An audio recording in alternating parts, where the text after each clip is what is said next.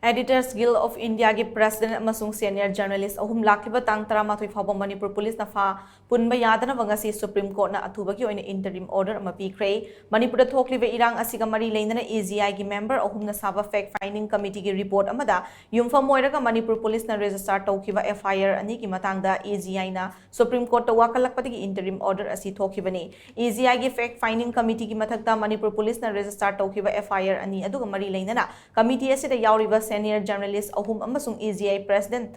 da afa puntoktana Supreme Court wakat ama thangalaki wakat adu AGI gi maikai gi lepliba senior advocate Shyam Devana Chief Justice of India CGI DY Chandrachud Justice JB Pardiwala amadi Justice Manoj Mishra gi bench da urgent listing oina pukhat lakhibani wakat adu da senior advocate Shyam Devana constitution gi article 32 gi makhada directive ama PBO haibi yauri ningsing mayabadi Manipur da thokliba irang asigi matang da AGI gi senior journalist ahupta saba fact finding committee ama semkhibani committee aduna Manipur da chaluraba matung report ama puthoki maduda Manipur gi irang asi local news sing da michang mikhai naiba mong da pau fongi haibu wafam report adu gi waration da palle